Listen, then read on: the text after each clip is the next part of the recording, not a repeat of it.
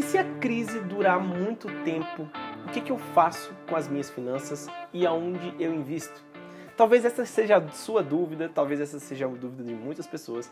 Então é para isso que eu estou aqui, para explicar o que a gente deve fazer com as nossas finanças e nossos investimentos nesse momento de pandemia. E se é a sua primeira vez aqui, seja muito bem-vindo, meu nome é Júlio César. Eu já te peço, logo de início, para que você se inscreva aqui no canal, você me ajuda muito mesmo fazendo isso. Cada inscrito a mais é uma pessoa a mais que eu posso impactar com esse conhecimento de finanças. Espero que eu possa te ajudar tanto nesse vídeo quanto nos outros. Então por isso peço que você se inscreva aqui no canal. Não deixa também de ativar as notificações, né? Ative o sininho lá para você receber as notificações. E se você puder, comente aqui embaixo quando você terminar de assistir o vídeo, se você gostou, se não gostou, e deixa a sua curtida também, tá bom? Bom, para a gente entender o que a gente tem que fazer com as nossas finanças, primeiramente a gente tem que entender que a crise ela é um ajuste, ela é um acerto de contas, né? Toda crise é assim.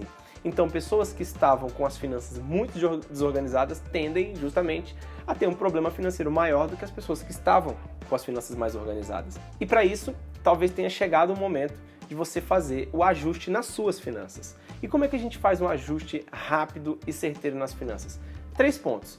O primeiro ponto aqui é você verificar como que andam as suas despesas, porque em um momento de crise é importante que a gente mantenha as despesas num padrão bem baixo. Isso vale para todo mundo, independente se a pessoa é empregada, é desempregada, tem uma situação financeira boa ou não tem uma situação financeira tão boa. Mas em momentos de crise é importante que a gente mantenha as finanças num patamar saudável, porque até para quem investe, a tendência é que todo o mercado, toda a economia sofra um pouquinho. Então, se todo mundo sofre, nada melhor do que você manter as suas despesas num padrão confortável, um padrão ok.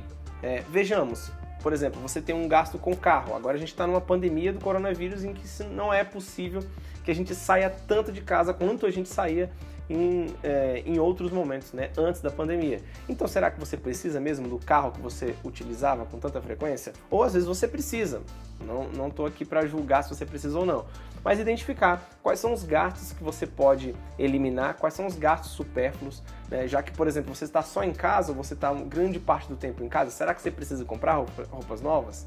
Será que você precisa comprar presentes ou coisas para outras pessoas que também estão só em casa?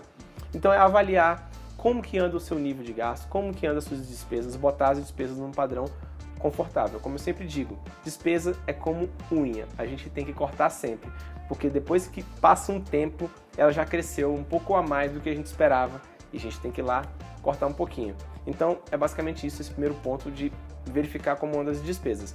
O segundo ponto aqui, verificar como anda a sua situação de renda. Já que a gente falou de despesas, agora é ver o nível de renda. E se você é desempregado ou se você não é desempregado, você tem que fazer esse passo também. Porque às vezes a pessoa que é empregada, ela está no emprego de alguma maneira, o nível de renda dela é baixo para os objetivos que ela quer atingir, para os objetivos que ela quer traçar para a vida dela. Então, às vezes, a pessoa tem um salário de certa forma fixo, porque a gente sabe que pode mudar um período curto, né? Mas ela tem, às vezes, uma renda de certa forma fixa, mas aquela renda talvez esteja muito pouco acima das despesas e ela não consegue cortar tanto nas despesas mais. Então é o momento de pensar em aumentar a renda. Da mesma maneira, quem está desempregado, isso já é uma coisa, de certa forma, obrigatória, né? Verificar como você faz para ganhar uma renda extra.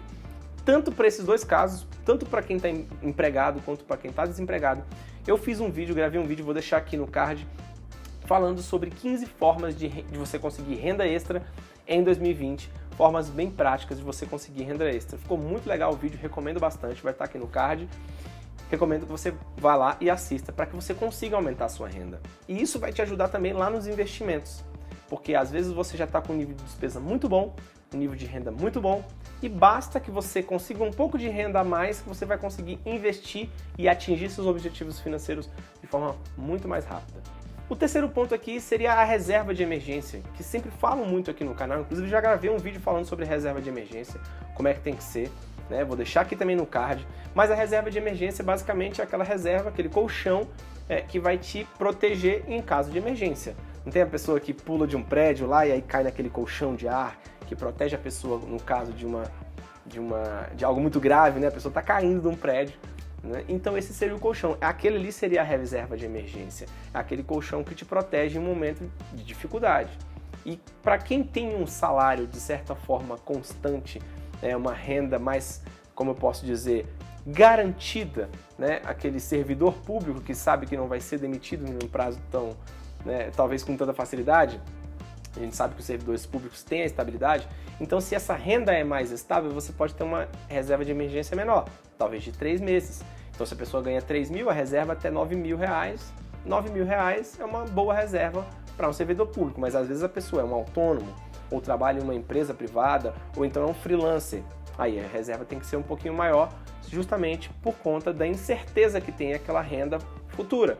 Então, se você tem uma incerteza com a renda futura, a reserva tem que ser ali pelo menos 6 meses da sua renda. Então, digamos que você ganhe, em média, 3 mil reais, a sua reserva, nesse caso, teria que ser de 18 mil reais. Mais ou menos assim que funciona a reserva de emergência. Claro que cada caso é um caso, cada caso tem suas especificidades, mas a reserva é algo muito importante, especialmente para quem quer começar a investir também. E esse é o terceiro ponto, a reserva de emergência. E aí a gente pode falar então, tá legal, Júlio, mas onde é que eu invisto? Né? Eu já entendi meu nível de renda ok, minhas despesas estão ok, eu já tenho um pouquinho de reserva de emergência, mas onde é que eu invisto? Eu gostaria de começar nesse período de crise, como é que eu faço?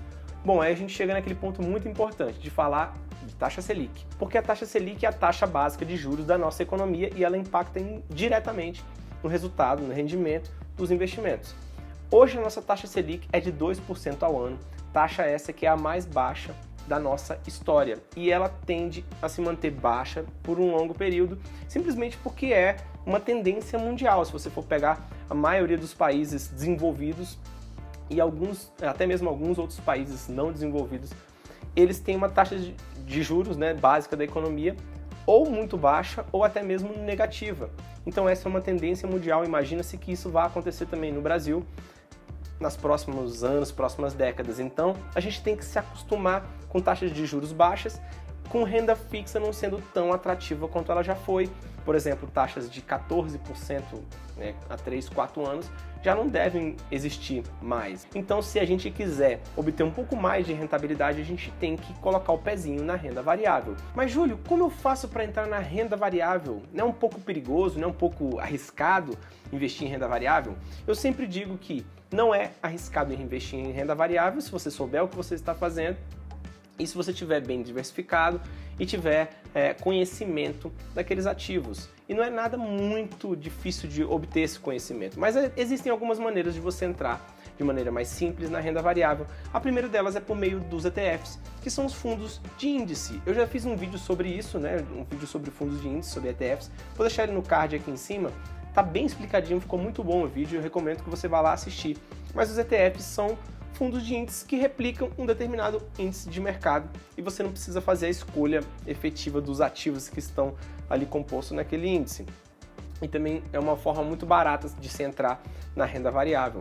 A outra maneira é por meio dos fundos imobiliários, que são fundos que permitem que você invista nos imóveis sem ter que efetivamente adquirir o imóvel em si. Você investe, né, se torna cotista daquele fundo e eles permitem que você receba os aluguéis relativos àquela quantidade de ativos, de cotas que você tem daquele fundo. É uma maneira muito boa de se entrar na renda variável, especialmente porque é um ativo menos volátil que as ações. O que quer dizer isso? Significa que as quedas não são tão grandes quanto as das ações, em média 1/3 da volatilidade, né? Então as quedas não são tão grandes, mas as altas também não são tão grandes quando acontece da Bolsa de Valores subir muito, né? Das ações das empresas subirem muito. Então são ativos menos voláteis, eles caem um pouco menos que as ações, mas também sobem um pouco menos.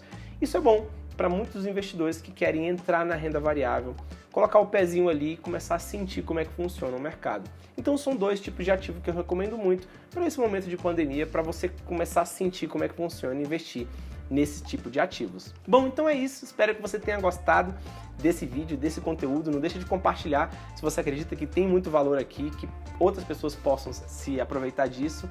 Não deixe então de compartilhar, de curtir o vídeo, você me ajuda muito fazendo isso, e de se inscrever no canal, como eu já tinha te pedido lá no começo do vídeo. Me ajuda realmente bastante a produzir novos conteúdos para você, tá bom? Grande abraço e a gente se encontra no próximo vídeo. Tchau, tchau!